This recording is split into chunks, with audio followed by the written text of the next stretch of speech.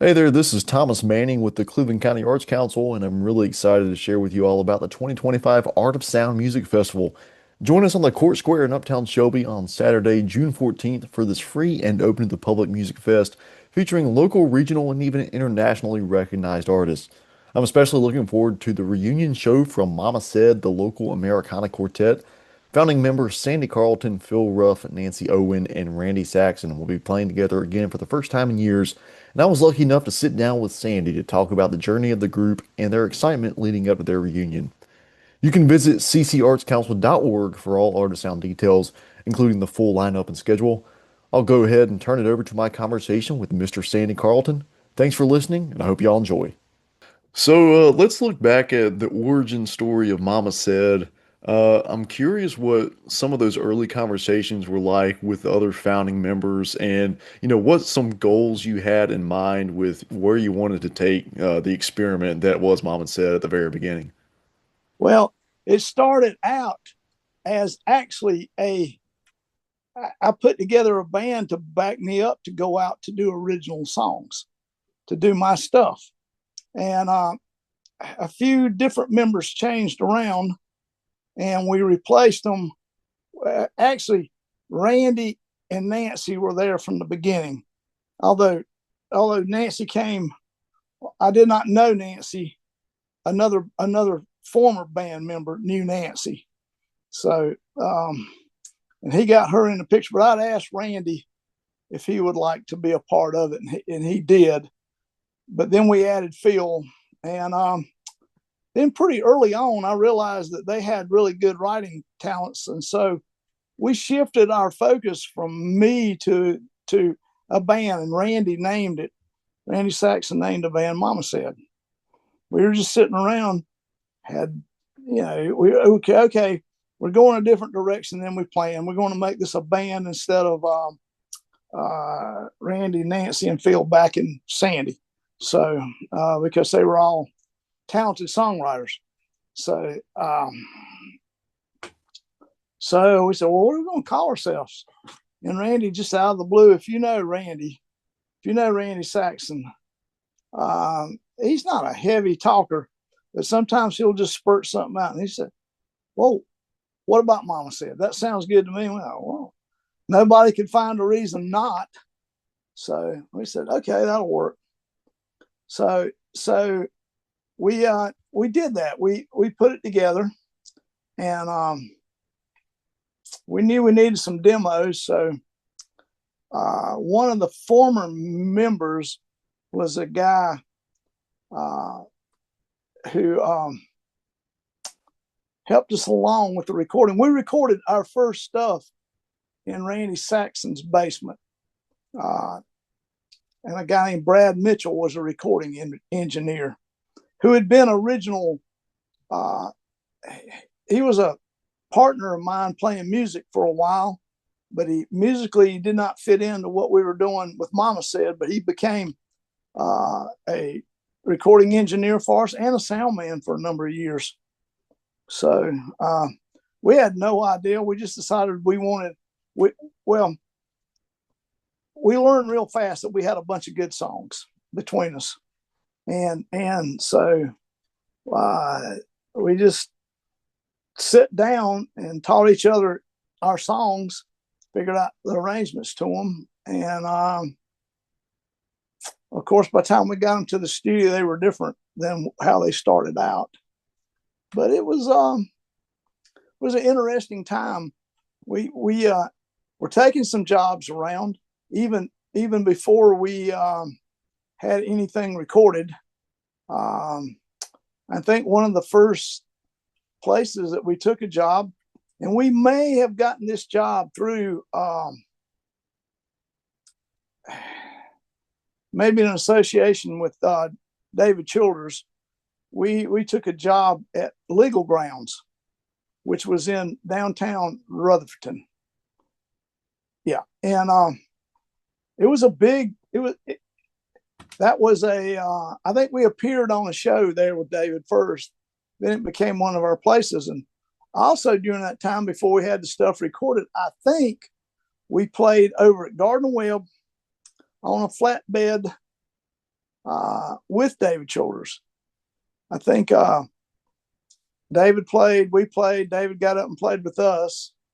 And that kind of that kind of started things for us pretty good.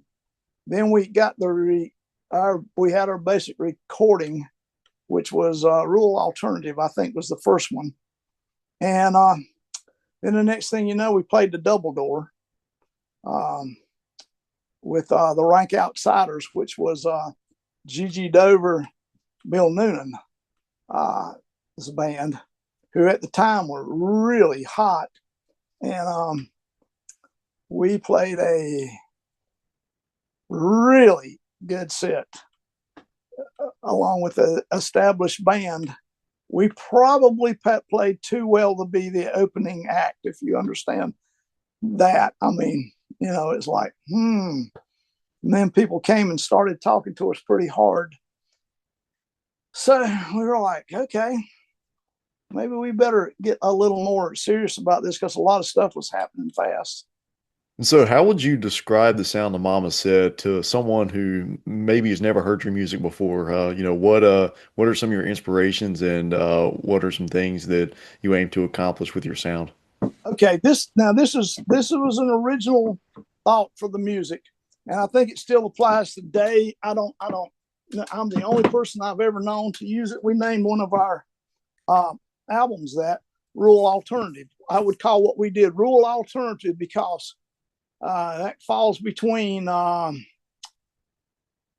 country and bluegrass. And we had banjo, we had mandolin, but we had electric guitars and drums. So um, it was a combination of bluegrass um, and probably country, and it was the forerunner really of Americana, which would be what that would be classified today. But I just called it rural alternative. So and people associated us with rural alternative, but it would be Americana today. But we really didn't know. Then we wound up Greg Hills, who used to work at WNCW, who also was one of the founders of E-Town. If you're familiar with E-Town, he was one of the founders of that. He became our manager, and we got a whole different record and recording deal then.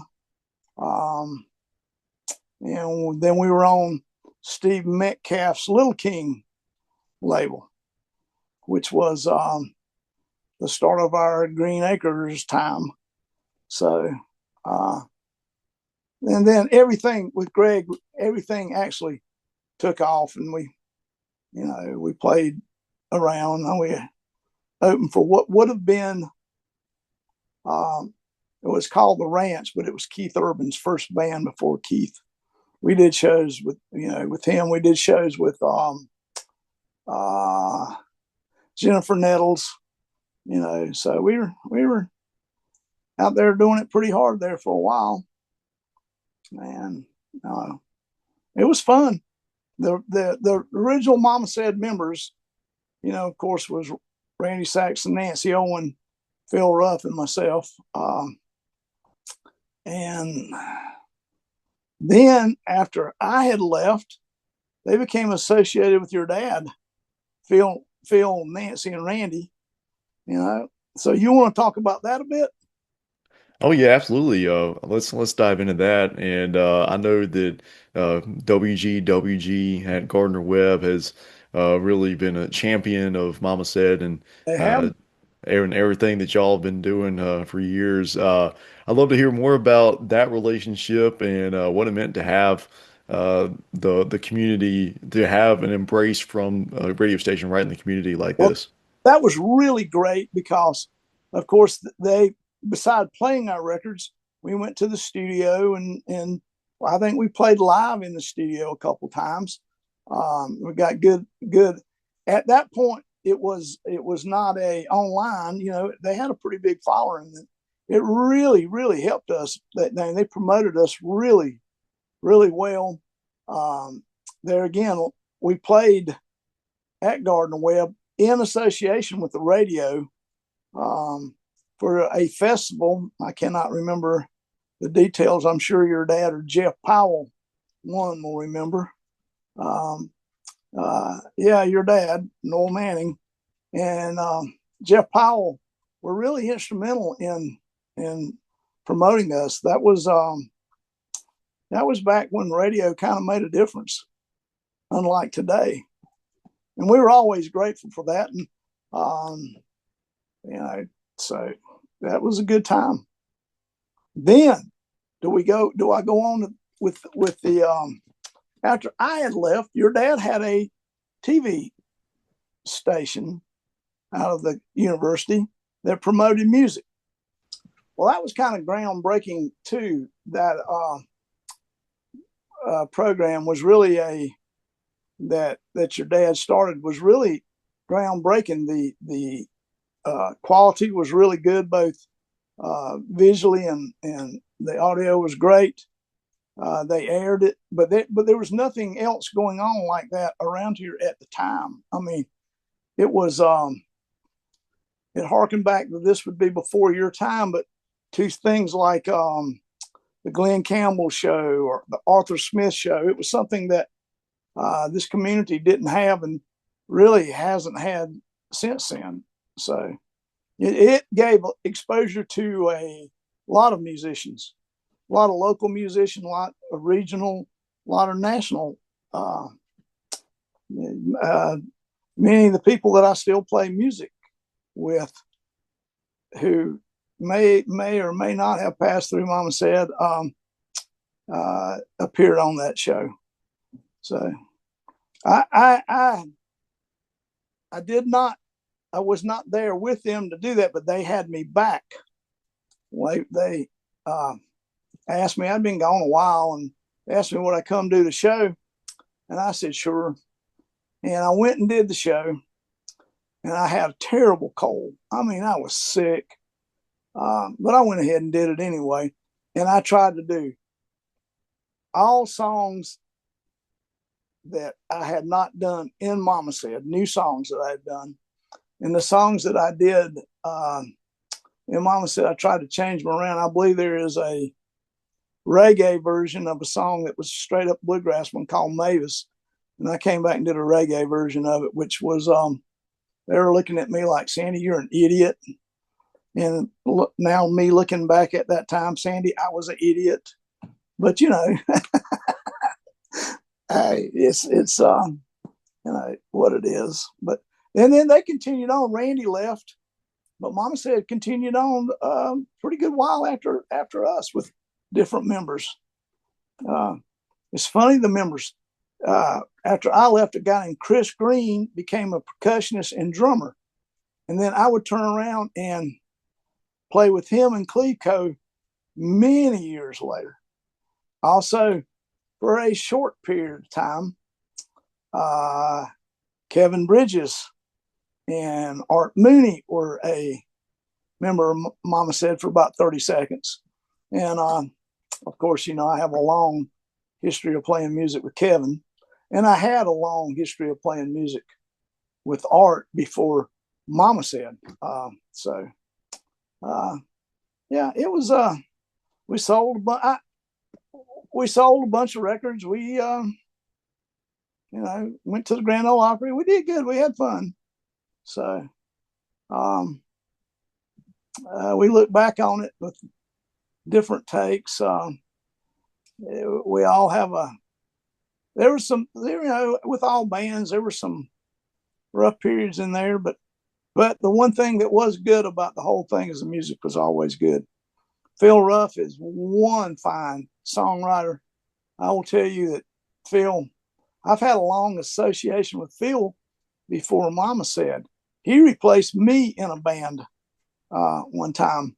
And I was in a recording studio one time and saw a record that Phil was putting out. He just moved back to North Carolina from Nashville, and he was putting out a record. And it was one of the first ones I'd ever seen that was black and white, but it had been colored colored in. It's great. It was a great record. And so I already knew Phil was a good songwriter. The X factor we did not know was that Nancy was a good songwriter. And with Nancy wrote a lot too. Phil and I have always been pretty much, I mean, we have co-wrote together and with other people, but we've been pretty much a solo writers. But when Nancy got there, he and I both collaborated with Nancy a lot. She'd bring a song to me or bring a song to Phil or bring a song to both of us. And we'd work on it. And, you know, it was a time of songwriting collaboration. In fact, off of the songwriting experience, Mom said started a songwriting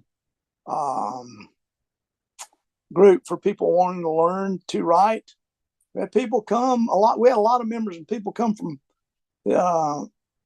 all around Western North Carolina, Charlotte, and they'd play their songs. That was a fun experience too. That was a spinoff of that. So,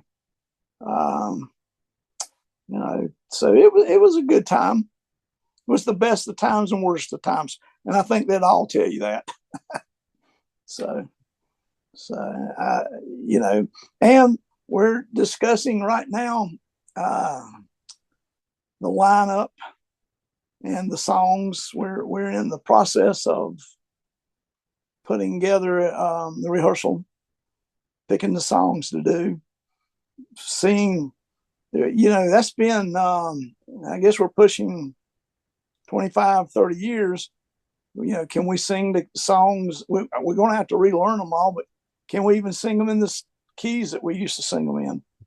So I suppose Phil can, but the rest of it, Nancy and me and Randy, I don't know. We'll see. And for anyone who listens and knows Randy hasn't sang in a long time. He's been a sideman. Oh, since Mama said he's been a sideman with a lot of people. David Childers. In fact, after he left, he was voted Charlotte's top guitarist a couple times, and he's played with so many people since then. But during his time as the sideman, he would only sing harmony. So this will be fun to hear him sing, because I don't really think most of the people who know Randy now aren't aware of the fact that he's a really fine vocalist. And of course, I've been working with Phil on a regular basis for a while. We do a blues act called the Blues Healer. And Phil is singing as good as he has ever sang, maybe the best he's ever sang. Now, another X factor, and she'll tell you this. We don't know about Nancy, but I will tell you this about Nancy. I have played and sang with a bunch of people over the years. Nancy has the tone qualities aren't the same, but how her voice blends. She is an Emmylou Harris. Her voice will blend with anyone's. It is just a perfectly blending voice with an array of different musical tones. We did a short little reunion a couple of years ago, and she and I sang, and it was like we'd never stopped singing, so I feel sure she's every bit as good as she's ever been. She is definitely one of the finest harmony singers I've ever been around. So they're all, or at least Randy, he and I play in a deal too, called the Handsome Johnnies. So it's not like, we went our separate ways for probably 20 years, but Phil and I are playing together. Randy and I are playing together, but Phil and Randy and I haven't played together, and Nancy hasn't played with any of us. So it's kind of strange how we've come back to play with each other after all this time. I mean, it was never a dislike of anybody, just like all bands. it runs its time. You know, your life changes, and people move on from bands. But there was no hard feelings. I still love them all. You know, and they probably still dislike me as much as they always. Oh man, I That's don't know, Sandy. that's. I can't imagine anybody disliking you. So, Oh no, no. I think most people do. They're just too kind to say they don't like me.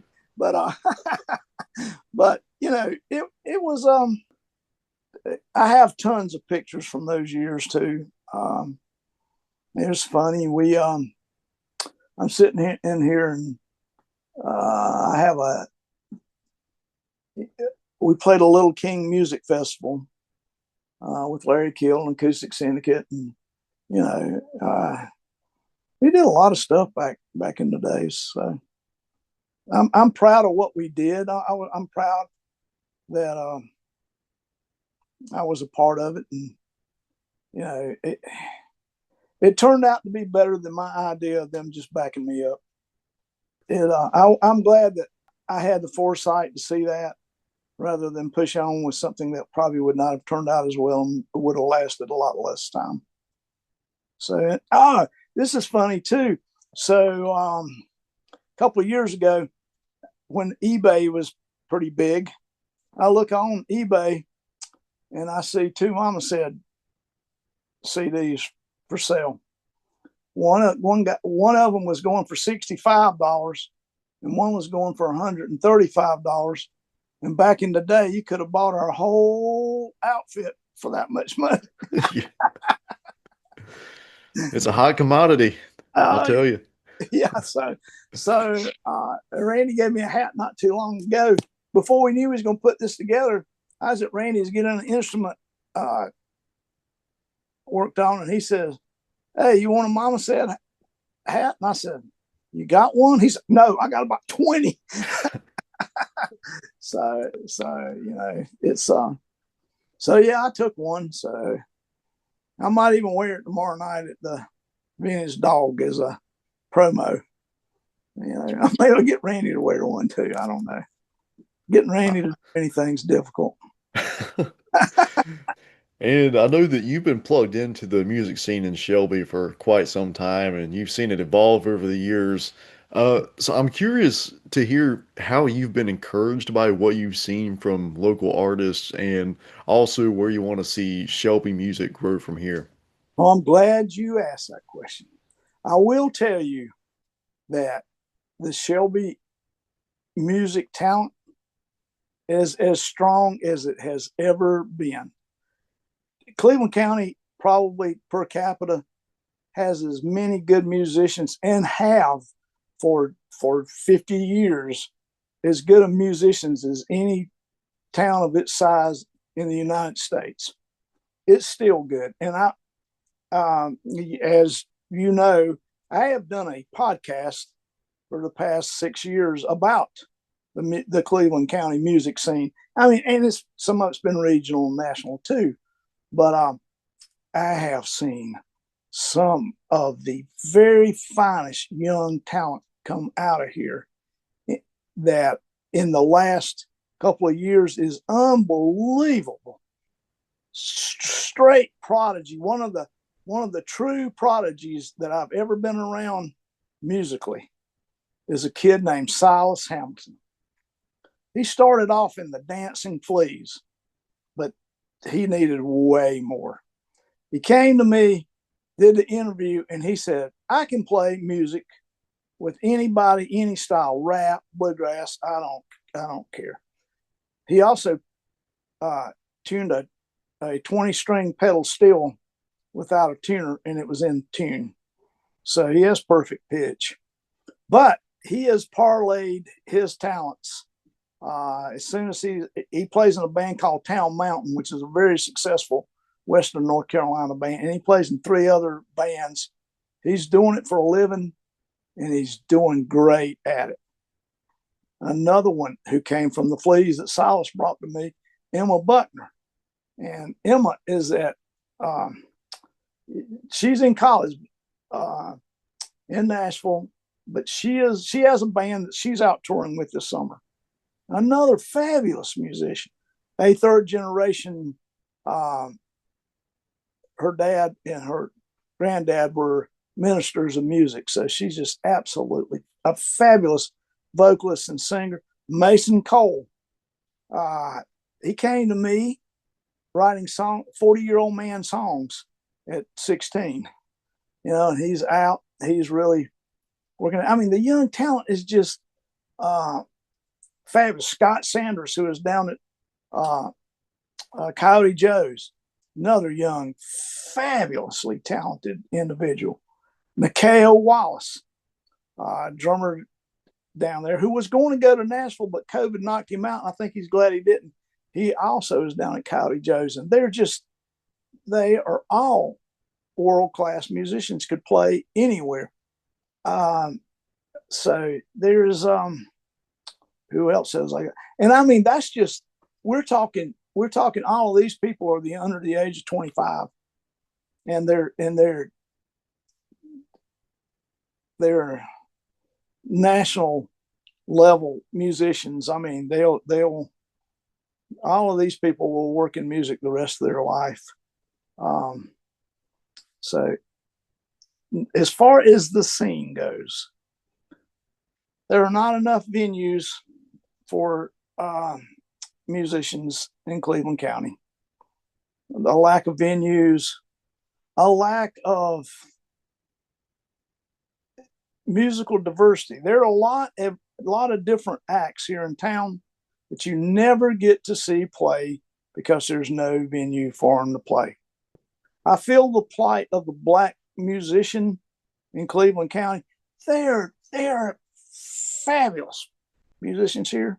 You can't find one of them playing in town. There's no place for them to play. They all have to go out of Shelby to play.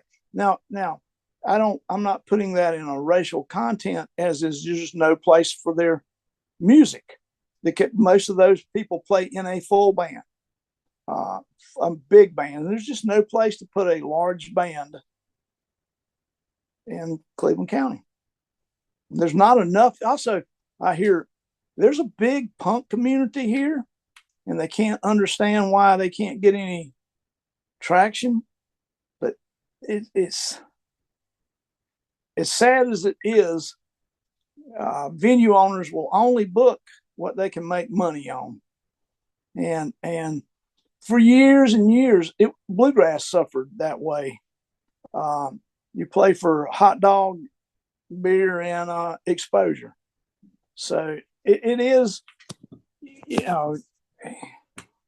the diversity in the music in Cleveland County is here. You're just not getting to see it played live. And part of it is there's just no place for them to play. I mean, we have in downtown Shelby 2, maybe 3 places. Maybe for Newgrass has gone back to having an individual performer, make a listening room out of it, which is nice, but just not enough. Boiling Springs has one nice place, but there's just no place for them to play. You play here because it's easy, but when you're making money, you have to go someplace else. So music is still strong. Just the venues to play it in are not so much. So, And do you see that changing at all in the coming years? I do not. I don't know where this got derailed, but Shelby was part of becoming a certified music city, one of 3 in North Carolina, 1 in 6 in the nation. We did all the stuff. There's a local log of every musician in town, unless they come new or hadn't updated it. But there was we had tons of discussions what needed to be done, and in this we had just about every type of musician and race in this project, and we all saw pretty much the same problem. Just no places to play. And I'll give you it's we have a lack of a music store, which used to have a huge impact. When we had well, I'll just use Shelby Music, Johnny Reed. You could go in there and play music during the day with just tons of people, off and on all the time. Well, they have bluegrass. Mary Beth Martin at the Earl Scruggs Center is working really hard to promote music. She works as hard at it as anyone I know. You guys do a good job through the art of sound, you know, um, but it's just, your art of sounds once a year. Mary Beth has her pickings on the square, and that's fun for bluegrass pickers. But you don't get when they used to have drum circles, but we haven't had one of those in a while. But it's not like you're going to get up there with a horn band and play on the square, which would be nice. It really would be, or to play with keyboard players up there, But it's just not there. There's no place to go jam. From songwriters are lucky in this town. They're kind of coveted, and they have places to play and people that'll listen. But and that seems to be the working genre here. You can go to Vintage Dog if you're a cover band and get to play. But that's it. If you're a cover band, even in Shelby, I have a friend, Rock and Ron. Everybody knows Rock and Ron, but he has a Crimson Rose band, and they play covers, and they're a very good band.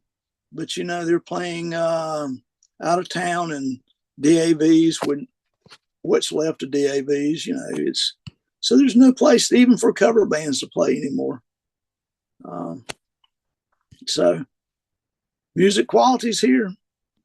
There again, to run a venue like that is the cost of renting it, getting the lights and the sound.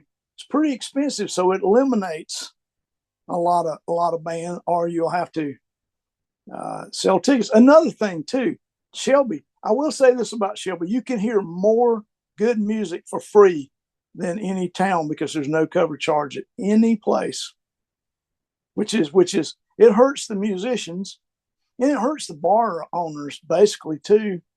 But it's just the way the system has developed. So you can go, to any of the venues around town, go in, don't have to pay a cover, and see them play. So it's not great as a musician. Tips are what tips have always been. Some places tip really well. Some people tip really well. Some don't tip at all.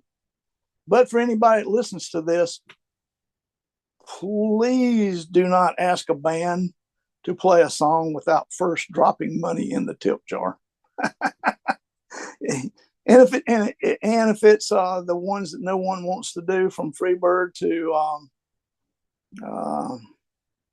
Wagon Wheel, drop more than your dollar,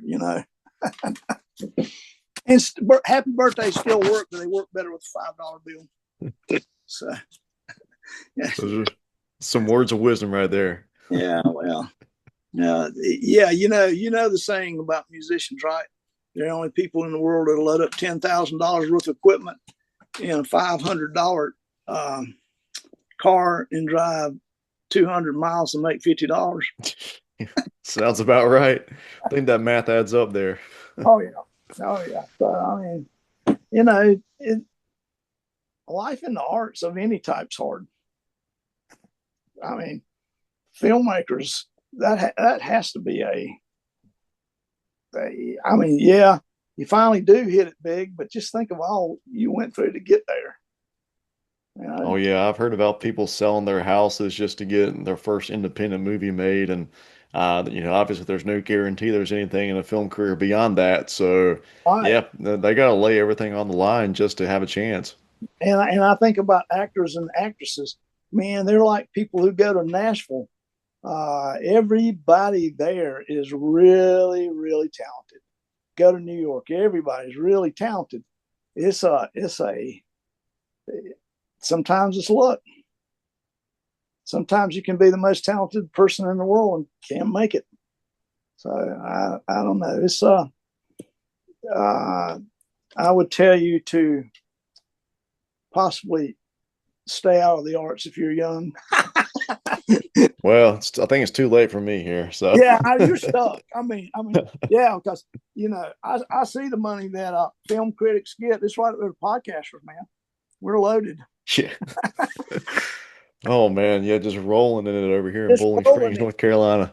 Oh yeah. I know you are. Guys, you're like the premier North Carolina movie reviewer, and you know uh, that's great. The accomplishment is really good. What you guys do is great. I listen to you guys all the time. I mean, if I want to know something about a movie, I know where to go find out about it. And it's a thankless craft. You do that, and it's great service.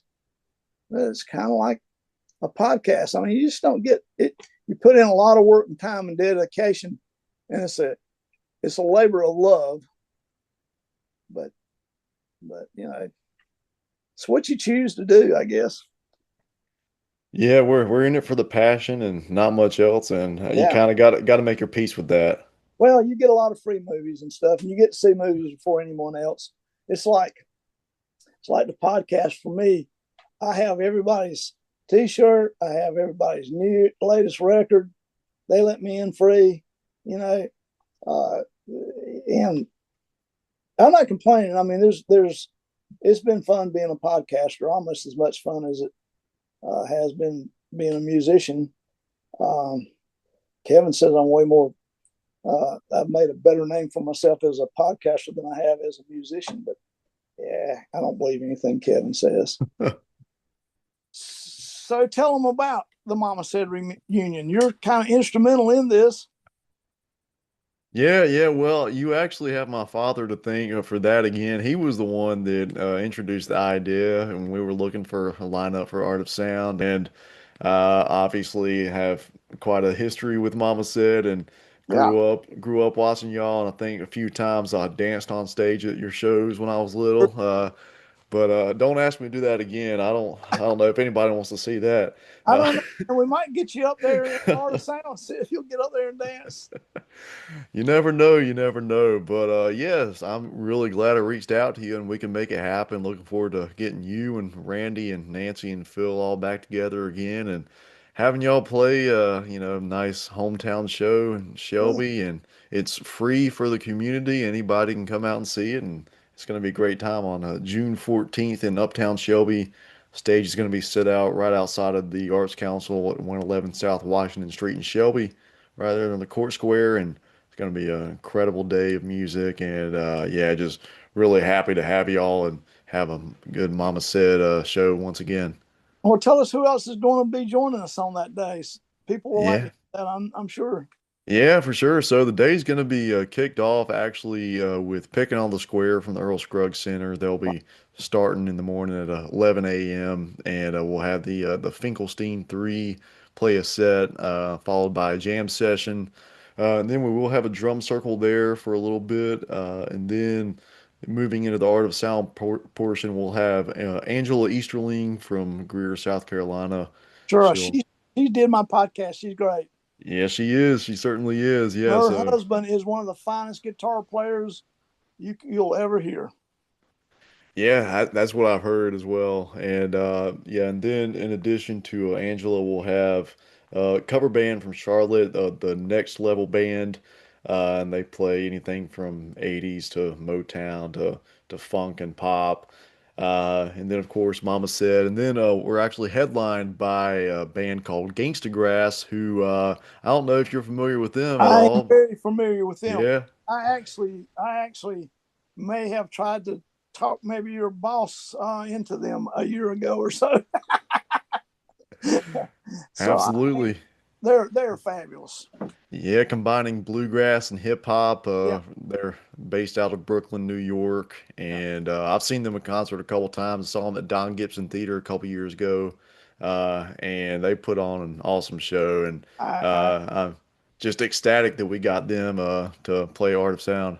oh, I am too. I mean, that'll close it out really, really good. That's yeah. I appreciate you reaching out to do this. Yeah. You know, um, it's been great. Well, I appreciate you taking the time, and it's always a pleasure to chat with you in any Oh yeah, capacity. And I agree. I totally. Uh, I enjoy every time I meet with you. I enjoy it very much. You're yeah. a fun guy to be around.